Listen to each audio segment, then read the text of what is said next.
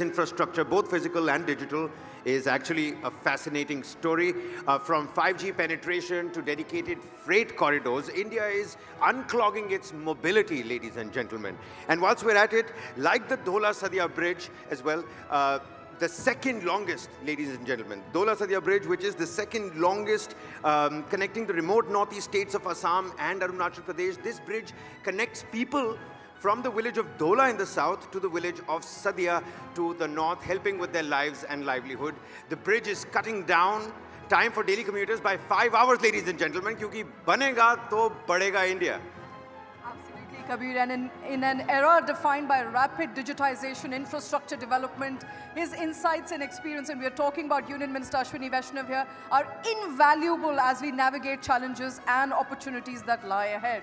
Absolutely. Please put your hands together, ladies and gentlemen, for the Honorable Union Minister of Railways, Communications and IT, Ashwini Vaishnav. And to conduct this session, ladies and gentlemen, can I please ask my colleagues, TV9 Networks, Rakesh Khar and Karthik Malhotra. Gentlemen, the floor is all yours. Good afternoon, everybody. I'll request for one more chair, please, for Rakesh and me. I think enough introduction has been made, which was actually Shweta Kabir, quite unnecessary. Everybody knows the man behind whatever we are seeing today, from our UPI transactions to the Vande Bharat to the rollout of 5G, and dare I say, we are also venturing towards 6G. So, Mr. Ashwini Vaishnav, thank you so much for joining us here today, sir. Rakesh, I'll request you to sit down while I pose perhaps my first question in a lighter vein to the minister. Sir, I know your sun sign is Cancer, in fact succeeds the other sun sign that I want to talk about. What's the first thing that comes to your mind when I say Gemini?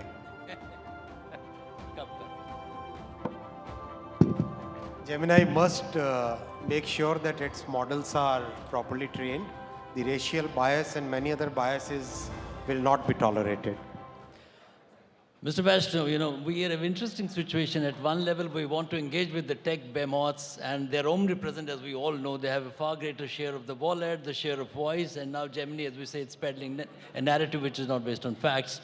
So where does one draw the line between engaging with these big businesses, which India has done through both the official services and the private sector, and also ensuring the rights of the consumer and the rights of privacy for them? How do we navigate this complex labyrinth? If you keep your goal very clearly focused on the welfare of the people, making sure that the foundation of Viksit Bharat is being set, keeping the focus clearly on the goals, I think that's the way to work. I'm sure all of you must be working exactly the same way. Yeah.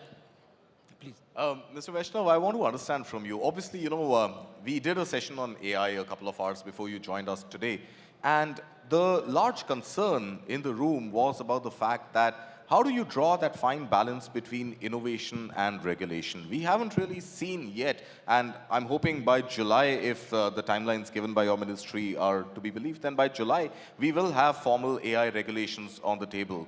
But what is in it in those regulations so that we ensure that we are able to progress and develop artificial intelligence in the most innovative manner like the rest of the world, and not really get bogged down by regulations? How much regulation is too much regulation?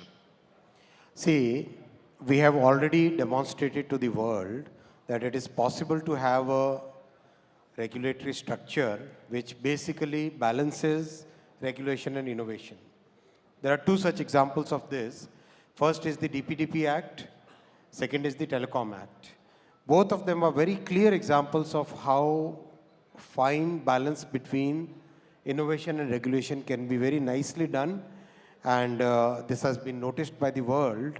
Globally, so many experts have met me already who say that there are countries which were too much focused on regulation. There are countries which have given too much leeway for laissez-faire kind of innovation. Whereas India's rules, India's laws, are a good balance between healthy space for innovation, whereas good protection of the citizens and users. So that balance is possible to do, first. Second, India has among the largest talent pool for development of AI. So the structure we have followed so far is public-private partnership, where the government puts its investment in creating a platform, and then startups, academia, all of them can use that platform for creating new solutions. For example, the UPI. Similar structure we are planning for AI, where we'll create an AI mission. With public investment, we'll create a compute power. That compute will be now available to startups, to academia, and the focus will be on developing solutions which are relevant for economy, which are relevant for agriculture, for weather forecasting, for logistics, for healthcare, for education. So this will be the focus. That is the way we are processing. Yeah, Mr. Minister, when we brought about data as the core of our policy making under the current Prime Minister, there was criticism, pehle aata, baad mein data. We proved all the naysayers wrong. But, there's a view gaining currency that probably we're a little late in adopting AI, the light touch regulation, you're conscious of the way you have to regulate it. But on the ground, are we prepared enough? And, are you confident that we'll be ahead of the curve when it comes to AI? Absolutely. On the ground, we are prepared. And in fact, if you look at it, we have been using AI for more than 20 years now. In our country, in the last 10 years, there are hundreds of applications, hundreds of new ways of working where the use of AI has significantly grown. There are so many startups and so many established IT industries which have adopted AI well before it became so popular in public imagination as, after the launch of ChatGPT. Much before that, the industrial applications, the applications in business and commerce, AI has been an integral part of our IT industry. So I think at the grassroots level also we are well prepared for making our larger population aware. We have launched multiple programs where we have by now trained more than 1 million people in the basics of AI and to be able to understand what are the benefits of it. So what is going to be your personal focus as part of your ministry's objective? Are we looking at replicating the success story we've had in core IT services as an export to the world? Now AI potentially replacing, if not adding more value to that IT services story? Or is it going to be the push on semiconductors where the government has a 76,000 crore rupee outlay? And unfortunately, we haven't yet heard too much news about core manufacturing of fabs of 28 nm and below. Any groundbreaking announcement on that as yet? We still seem to be a little more forthcoming when it comes to assembly and packaging. So according to you, will the both move hand in hand, or will one be a little more superior to the other? We are a country of 1.4 billion people, growing at a pace of 6 to 8%. We have very diverse population, different people at different stages of skill, different people at different stages of education, different stages of income. We cannot take any policy decision between this or that. Okay. This is a fallacy which is presented by many so-called experts. We have to go for this and that. We have to go both for IT services and manufacturing. We have to go both for low-end manufacturing and high-end manufacturing. We have to go for both semiconductor packaging and semiconductor fab. We have to go for foundry as well as design. It cannot be this or that. So wait for a few more weeks, maximum few weeks. Some big ticket headline coming up. Fab announcement also you'll have very soon. An Indian company or an international company coming in partnership with an Indian company? I'm holding a responsible position. I'm not a person whom you can extract a name out. So don't even try that. Okay, fair enough. Will it be 28 nm and around, or are we still looking at a 40 nm range, sir? At least that much you can give us today. You've come all the way to the event, sir. Thoda intezar karo. Let it pass. Mr. Minister, we've all been talking about the DPI story. It's a grand global template. And we see DPI, being seen as a big ticket export, the defining export from the Indian context. So, that's a great story to tell. And one, where are we in that export? Where exactly is the trajectory going? And second, there's also a view that, export at the influencer level is fine. It's a great idea. But what about monetizing this as an opportunity from an export perspective? Already three countries are already using it. You are aware. France is using it, UAE is using it, and Singapore is using it. About 30 countries are already in the process of evaluation. So UPI is already exported. There is a lot of interest all across the world for getting UPI within the system. We have signed MOU with Japan, and actually Japan has granted a patent to UPI. Japan has actually granted a patent to UPI. So it's a model, it's a technology which is today widely accepted as a very good way of designing the payment system. Moreover, above that, the structure that we have created, structure in which no one company can be dominant, that structure is highly appreciated by world over, by the policymakers as well as common citizens. Karthik, there's a related question here. You know, the DPI mechanism, obviously, we celebrated as a grand success. But back home, you know, it's largely running in the government, fuel. You know, it's being largely managed by the government, both as a cost center and also as an operational center. There's large talk of an ecosystem of entrepreneurship, you know, being built around in the private sector. Is that a stated objective, or you want to continue, so to say, subsidizing DPI, penetration in this country domestically? See, if you look at the model, if you try to understand it, then you'll find out how finely that balance between private and public sector is.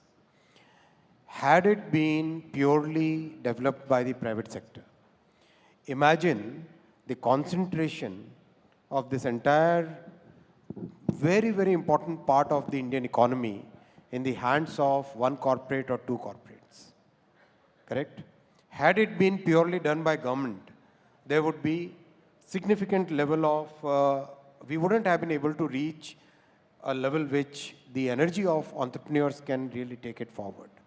That's why the thought process of having a public-private partnership, where today more than 400 banks are already on the UPI, more than 35 million merchants are already on UPI, more than 400 million users are already on the UPI.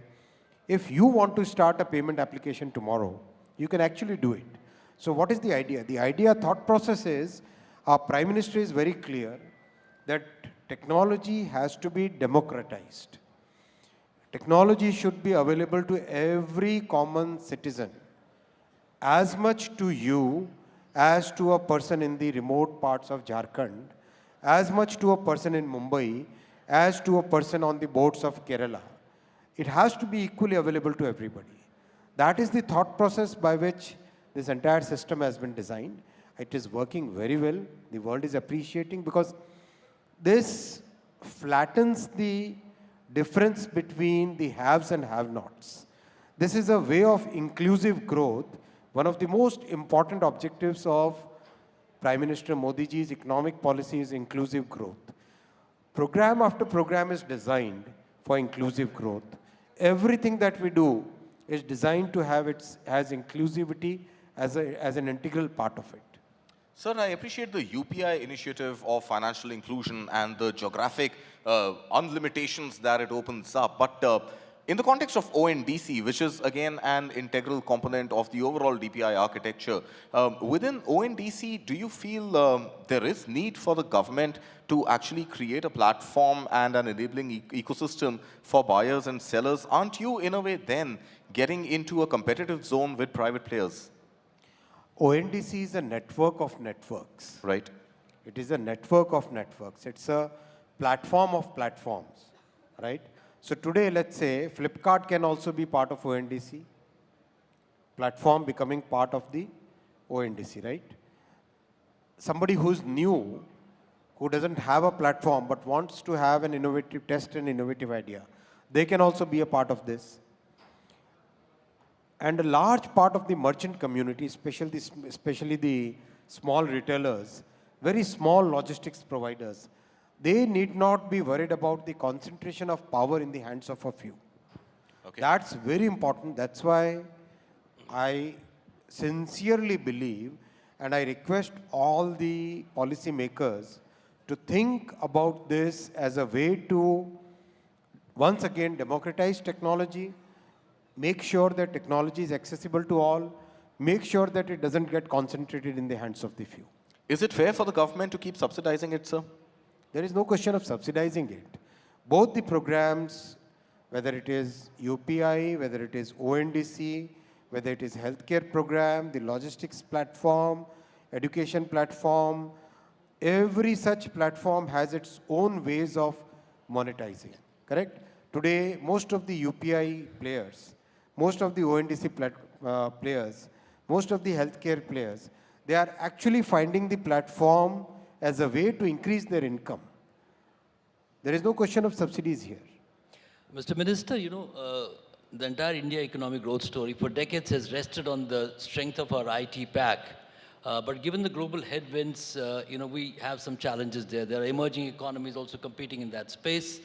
And the matter of the fact is also that we haven't been able to, so to say, reimagine the business model at one level. And also we have 3 or 4 big companies. We haven't been able to replicate the success that these 3 big ticket packs have achieved into other domains. Is that a matter of concern? Because it is the foundation on the tech story that India is so happy about. India's tech story has multiple number of players. I can see results coming, some very good ideas and many startups coming from tier 2 and tier 3 cities. So I don't know why your question. The scale that I was mentioning, Infosys, TCS, There will be some players who will grow very big, obviously, in every industry. But there are hundreds and hundreds of other players who are providing very good services. I know of one engineering outsourcing company which is today designing some of the most complex machines. I interacted with one chip design company which is small size, mid size, but actually designing some of the most complex chips in the world. So there are hundreds and hundreds of such examples. Competition for the emerging markets. I request the media friends to keep your horizon broad. You cannot be like such a narrow view. Please keep your horizon broad. We invested in the India growth so many good examples out there. I wanted to jump in with a question on electronics manufacturing, and that, of course, is an area which is deeply centered in your ministry, sir. We've seen amazing success with Apple manufacturing in India and Samsung through contract manufacturers manufacturing in India. There are reports about India wanting to start its own mobile manufacturing brand as well. What are the talks in your ministry around that, sir? Are we looking at building a brand that is going to be as compelling as an Apple or Samsung? See, from practically negligible, we have reached mobile manufacturing of $55 billion by now. Exports of about $12–13 billion this year. The component ecosystem is coming. Design talent is available. So this is a very natural progression from being a very small player 10 years back to a major player now. So it's very natural progression that our own brands start establishing, develop products, come to a level where they will be basically competing with the best in the world. So this is definitely the next target that we will be working towards our own Indian brand and also making sure that the component and design ecosystem grows in a very big way, exactly the way mobile manufacturing has grown so far. So what is going to be the role of the government in building those brands, sir, and how is the private sector going to partner with the government? See, 10 years back, how many startups were there? Very few startups. Today, more than 100,000 startups. Today, more than 100 unicorns are there. Electronics manufacturing from nothing to 100 billion plus. DPI, totally inexistent to a totally new framework. Government's role is to be that catalyst. Okay. Government's role is to be that enabler. Government's role is to be that force multiplier which can help the private sector, which can help the entrepreneurs develop solutions which are good.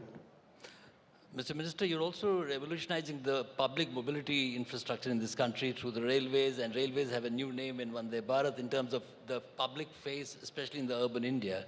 Are we sticking to the time plan that you have for this? It's one of the most prestigious projects that the Prime Minister has, and you are executing as the CEO of this project. Multiple points on this. First, very big focus on passengers, very big focus on new technology, huge emphasis on scaling up the work, significant reforms which have really changed the way railways operates, big focus on making it green. So there are so many dimensions of this point that I think it will require a full 1 hour session to be able to do justice to it. Are you happy with the state of development of platforms, sir? I understand, railway bogies and railway lines as one part of the story. When did you last visit a railway station? New Delhi railway station about a year ago, sir. And Pathankot railway station about 8-9 months ago. Right? So 10 years ago, if you would go to a railway station, you would have to actually pinch your nose. That was the condition, right? Today, stations are neat and clean. Just today, Honorable Prime Minister laid the foundation for 553 new stations. Few months back, Prime Minister had laid the foundation for 508 stations. And take a look at one of the presentations I gave just an hour back. How much work is progressing on each of these stations. Your person was there, TV9 person was there. कहाँ है? जो अभी railway board में थे, मेरे साथ थे. Anthony. Yeah, one of your colleagues was there. So take that presentation, take a look at that, run it on your show. Significant progress on each of those railway stations. This is world's largest station redevelopment program that no other country has ever attempted. And the progress is phenomenal. Take a look at those pictures where the work is being depicted along with the futuristic vision of that work. Mr. Minister, the theme today is infra investment and IT. This is the intersection that's driving the India growth story. You yourself represent the intersection so well. You came from the bureaucracy, moved into be a big ticket leader for the corporate world, and then have come into politics full time. I'm happy to note that we have in you 3 very, very important economic ministries being manned, and the Prime Minister has shown tremendous faith in, so to say, giving these roles to top bureaucrats. So the B factor in the Modi government has suddenly become a big play. Does it put some additional pressure on you, or are you happy wearing various hats? Modi ji's factor is do factor. Do. Keep working. Keep achieving newer goals. Don't think small, think big. That is the B factor. Think big. That is the do factor. Keep doing, keep executing. But it has helped immensely in bridging the deficit between the bureaucracy and the vision of the government that it's outlaid over the last 10 years. Has it? Having understanding of government does help, definitely. Having understanding of having an economic point of view of things, that definitely helps. That definitely is a good advantage. Sir, I want to come back a little bit to, we were talking about smartphone manufacturing and we were talking about electronics manufacturing. I want to come back and maybe revisit, the IT hardware like PCs and laptops and certain restrictions that were imposed and then withdrawn. Why were those imposed in the first place? Why were they withdrawn? And are we likely to see a greater push towards more non-mobile electronics manufacturing with the upcoming semiconductor manufacturing that you spoke about happening here in India? And if I can add to that, Karthik, obviously it's been a reformist government. The results are for everyone to see. But, there are naysayers, but there is at times criticism of the policies being very inward-looking, So in that sense, this policy came in, it was withdrawn, the rationale to bring it in and the rationale to withdraw it. I think, Barun, you have to make sure that your teams are well attuned to the times. भाई, आज already servers का manufacturing start हो गया India में. Laptops manufacturing has already started.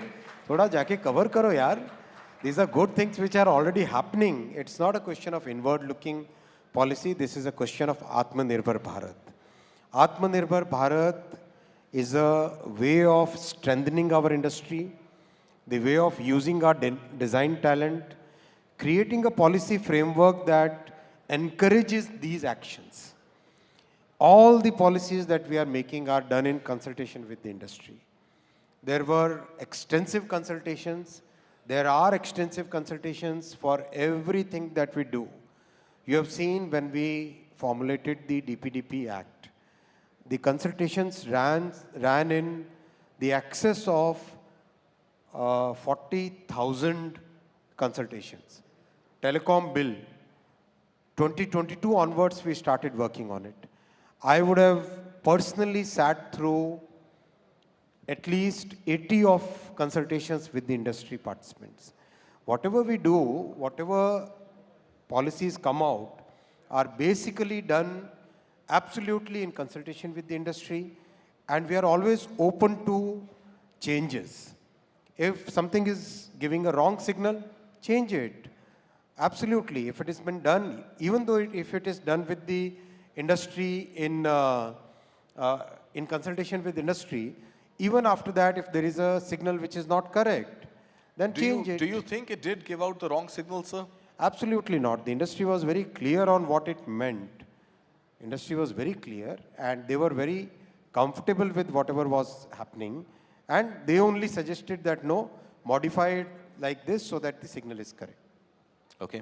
And are you happy with the state of manufacturing of these, servers? Absolutely, and laptops, it's going very strong. Please go out and cover it. You'll actually find beautiful stories out there. I'll tell you one. Yeah. I'll tell you one story. In one such manufacturing plant, the person who's working there is a girl from very remote part of Haryana, and she's working on that very complex machine for manufacture of a server, and the confidence with which she's working, phenomenal. Please go out and look at those human stories. They are so inspiring. They are so inspiring, significantly more inspiring than any film that you would have seen. No, I'm sure there's a great human story there, sir. Of course. So we should. I know there's a great human story to all the manufacturing and the employment it generates, sir. But are we moving on track? What I wanted to arrive at Absolutely, was, are we moving on track to compete with the level of manufacturing that we are seeing, which require to process artificial intelligence? Will we be in time to compete with the likes of NVIDIA or Huawei to draw the next phase of growth for India's electronics? Absolutely. Some of the most complex semiconductor chips are designed in India. Most complex. The biggest semiconductor design talent is in India. 1/3 of the total semiconductor talent is in India. We have tied up with 104 universities ever since we launched the India Semiconductor Mission. We have changed the entire course curriculum. There are now semiconductor-focused BTech programs, MTech programs, PhD programs, clean room training programs.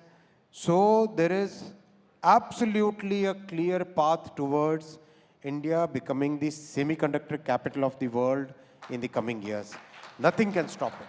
Semiconductor capital of the world, nothing can stop us, is the word coming from Minister Ashwini Vaishnav. Ladies and gentlemen, a huge round of applause for Ashwini Vaishnav. Sir, thank you so much for being here with us today. Thank you, sir. To the Union Minister, Shri Ashwini Vaishnav, please, sir, do stay on with us on the stage for just a couple more moments, sir. Rakesh, sir, you also please do stay on with us. Because coming up on stage, ladies and gentlemen, is MD Punewala FinCorp, Mr. Ajay Bhutra. Please come on stage, sir, and could you please felicitate the Union Minister. Our esteemed Union Minister. A big round of applause, ladies and gentlemen.